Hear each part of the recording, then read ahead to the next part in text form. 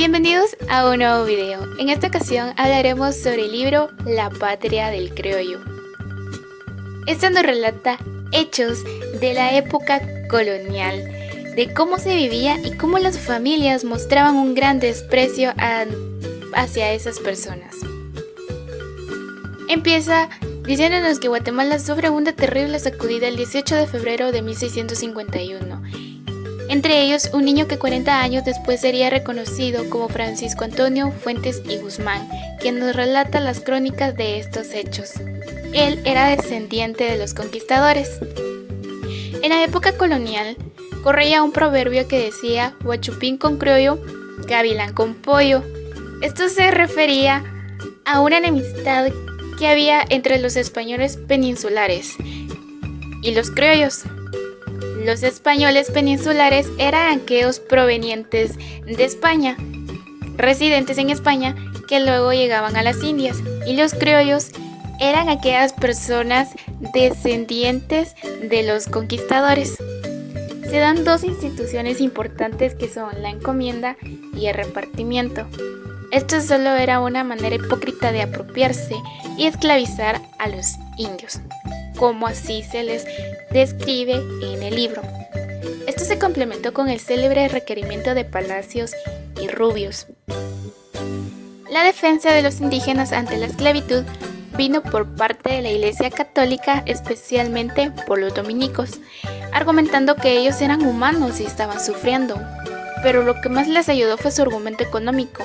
Se dirigieron ante el rey y le expusieron que si dejaban de oprimirlos podían llegar a ser sus vasallos y tributarle a la corona.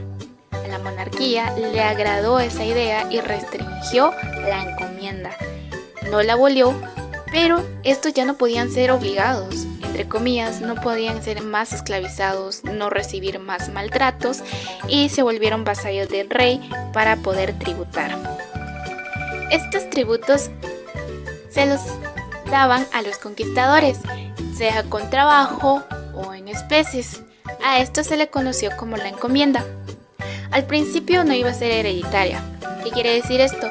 Que los hijos de los conquistadores y los hijos de los hijos de los hijos de los conquistadores podían recibir esa tributación. Primero dijeron que no, pero al final la aceptaron. Para Fuentes y Guzmán no le agradó esa situación, pues habían españoles que recibían esa encomienda y no la merecían.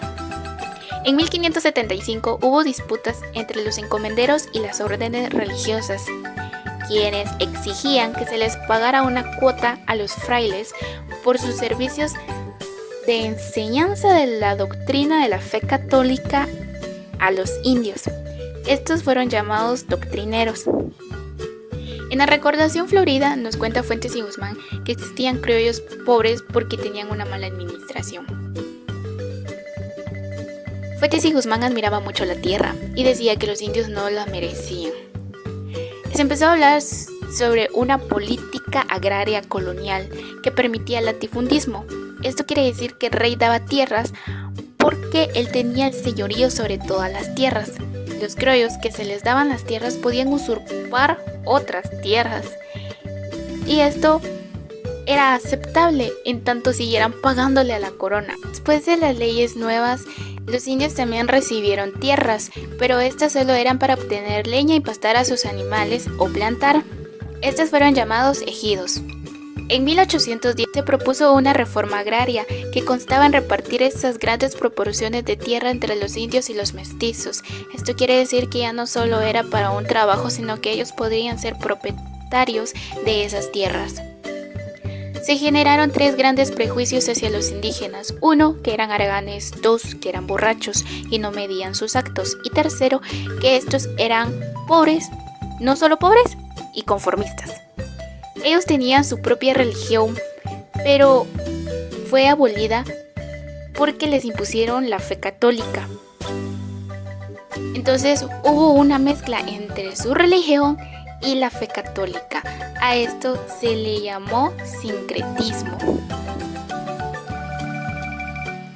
Los primeros mestizos eran una mezcla entre los españoles y los indios. Estos no recibían herencia porque no estaban reconocidos, pues eran producto de violaciones. Se desarrolló el problema de capas medias o castas. era el surgimiento de otros dos tipos de mestizo, que era el mulato y el sambo. El mulato era la mezcla entre un español y una mujer de raza negra, y el sambo era la mezcla entre un hombre o mujer de raza negra con un hombre o mujer indígena. ¿Cómo llegaron los negros? Pues se creía que los indígenas iban a ser trabajadores libres, pero no fue así. Los mestizos se propagaron y fueron llamados ladinos rurales. Ellos no tenían tierra y alquilaban su mano de obra o bien alquilaban tierras a los criollos en forma de usufructo. Aquellos que sí lograban establecerse en algún lugar habitaban en lugares lejanos, donde podían hacer lo que ellos quisieran. Hubieron otros mestizos llamados plebe urbana, que eran pobres dedicados a emborracharse, aunque algunos sí trabajaban. Ellos eran llamados la capa artesanal proveedora. Estos eran controlados por los gremios, que eran organización de maestros, oficiales y aprendices, quienes no obtenían una paga pero recibían un techo y comida. Los oficiales ya no eran aprendices, recibían paga pero no podían tener su propio taller. Otra situación que se da es que la corona estableció un lugar determinado donde tenían que vivir los criollos y los españoles. Esto eran llamado ciudad. Otro donde tenían que habitar solo indios, esto se les llamó pueblos, y donde solo iban a habitar los mestizos eran llamados villas, pero nunca se construyeron esas villas, y algunos criollos permitían que se construyeran rancherías donde podían vivir los mestizos.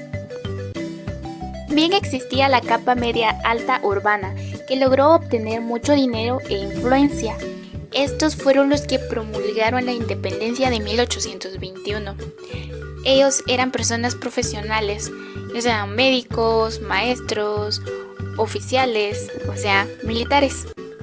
Después de 1542, cuando surgen las leyes nuevas, surge una institución que se le llamó reducción. Esta consistía en reunir a todos los indios en una sola área geográfica, pues estos se dispersaron ante la llegada de los españoles. Nace el repartimiento de los indígenas, pero de una manera diferente. Solo iban aquellos hombres de 16 a 60 años, pero nunca iban las autoridades indígenas. Su horario era de lunes a sábado. Su paga era en moneda, pero habían criollos que no las pagaban así, sino en especies, y si daban monedas, estas ya estaban desvalorizadas. En 1667 se limitó a que los indios solo trabajarían en el cultivo de alimentos y en determinada época del año. Otro tipo de repartimiento fueron las mercancías, que consistían en obligar a los indios a comprar ciertos productos y se les daba el material a las mujeres indígenas para poder fabricar hilos. Ante la firma de la independencia de 1821, se seguía practicando el repartimiento con el nombre de mandamiento. En 1871, con la reforma liberal de Justo Rufino Barrios y Miguel García Granados, esa explotación sigue. A pesar de la independencia, siempre hubo esclavitud. Vemos cómo se vulneran sus derechos que actualmente el Estado protege, como el derecho a la cultura, idioma, vestimenta, respeto a la mujer indígena y hasta el despojo de sus tierras porque eran esclavizados. Podemos concluir que los pueblos indígenas han sufrido vejámenes y actualmente se siguen haciendo esas prácticas discriminatorias hacia ellos. Por lo que termino diciendo, el que no conoce su historia está condenado a repetirla. Gracias por tu atención.